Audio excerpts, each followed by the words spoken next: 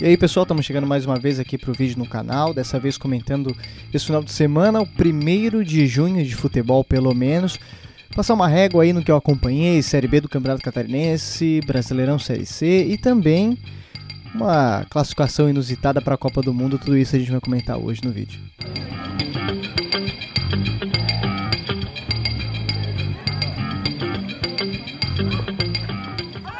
Seu Jonas, depois ali de um século para entrar, hein?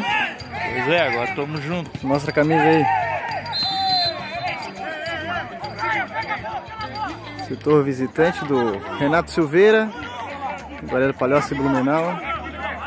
Pessoal aí na torcida do Beck. Bom, esse final de semana acompanhei um jogo da 2ª divisão do Campeonato Catarinense, Guarani da Palhoça e Blumenau, no estádio Renato Silveira na Palhoça. E o Blumenau ganhou.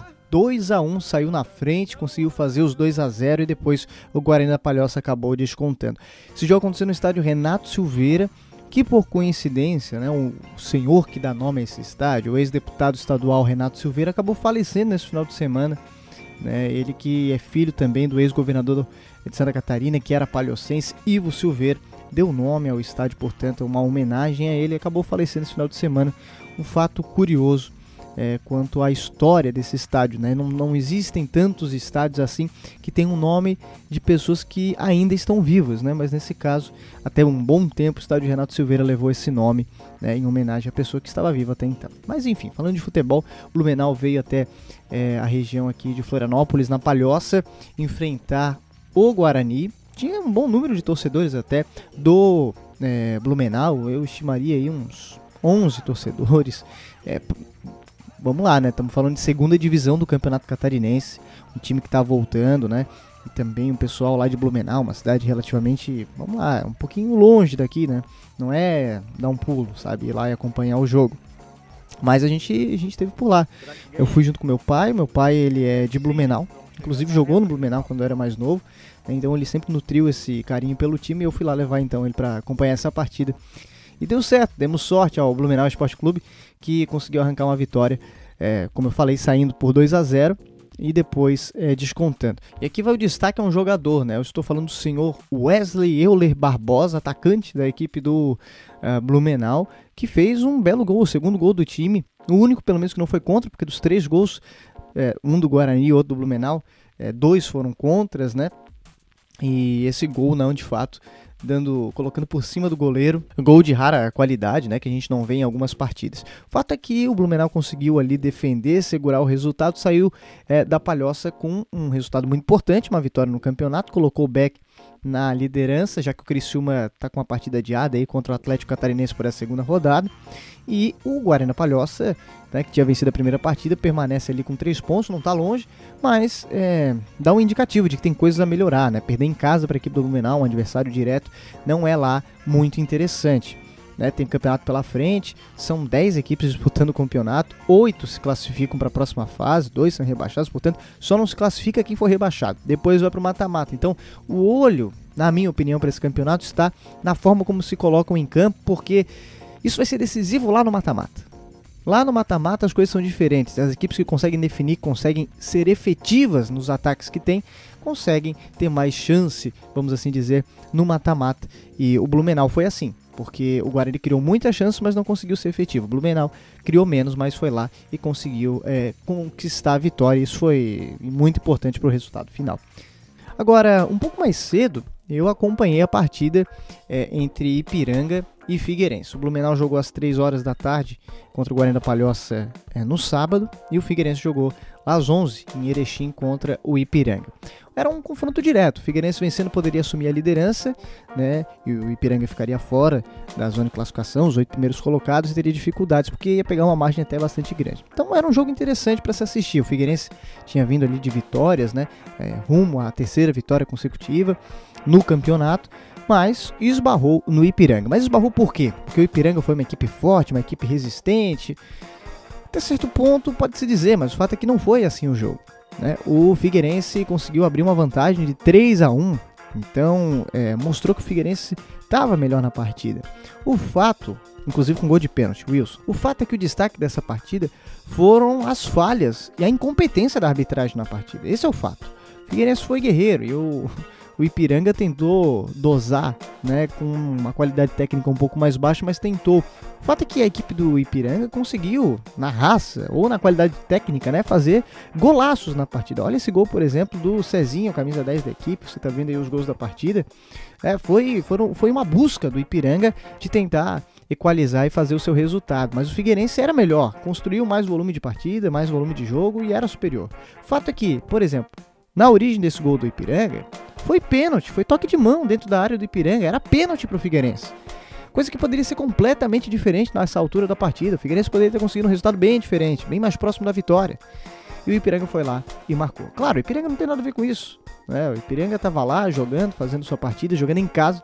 O fato é que a arbitragem foi incompetente e foi decisivo para que o Figueirense tivesse esse empate. Logo no final da partida, com os acréscimos aí, foram 6 de acréscimo, mas o jogo foi tomando proporções, passando os 6 minutos. E no escanteio, falha de marcação de cobertura, logicamente, do Figueirense, o Ipiranga foi lá e empatou. O resultado é ruim? Não, 3-3 é um resultado bom para um campeonato de pontos corridos. Ainda mais para o Figueirense que jogou fora de casa. Mas, pelo cenário da partida, o Figueirense tinha plenas condições de conseguir o resultado, de conseguir a vitória. Agora pega o Confiança jogando em casa no final de semana, no dia dos namorados, né? E a torcida o que ela mais quer é manter esse namoro com o Figueirense e conquistar, né, uma vitória para seguir essa série invicta do Figueira e conquistar os 3 pontos para já pensar na próxima fase, né? São 19 rodadas nesse campeonato e o Figueirense vai ter que correr para fazer os seus resultados e se classificar para a próxima fase, depois uma mini fase de grupos, né? Que eu acho bem chata, bem complicado. 2 grupos de 4 equipes classificam as duas a Série B. Então o Figueirense vai ter dificuldade e a gente vai ficar atento aí para as próximas partidas. Por fim, eu queria comentar o fato de uma equipe diferente voltar à Copa do Mundo, né? 2022, Copa no Catar, já é diferentão.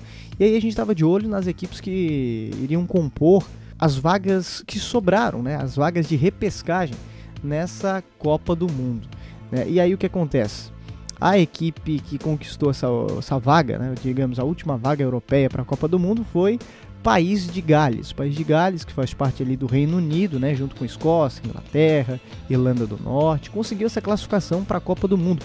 Foram 64 anos até que País de Gales voltasse a disputar uma Copa do Mundo. O fato é que País de Gales conseguiu essa classificação, ganhando da Ucrânia, 1-0. E aí o que indica tudo isso? Primeiro, foi uma partida adiada por conta do conflito entre Rússia e Ucrânia, então foi a última, um drama a mais, muita gente torcendo para a Ucrânia, evidentemente, para poder dar uma mensagem ao mundo, enfim. O fato é que não deu, o País de Gales é superior tecnicamente, não é uma grande seleção, mas é superior tecnicamente, conseguiu a classificação e vai à Copa do Mundo. A última vez que o País de Gales disputou a Copa do Mundo foi lá em 1958, se você não se lembra ou, né, não tem marcado na memória, 1958 foi a primeira vez que a seleção brasileira ganhou um título de Copa do Mundo lá na Suécia e o primeiro gol do Pelé em uma Copa do Mundo foi justamente contra País de Gales, nas quartas de final daquela competição, daquela Copa do Mundo. O Brasil ganhou de 1-0 com o gol do Pelé e o Brasil então conseguiu trilhar rumo ao título de 1958 na Suécia.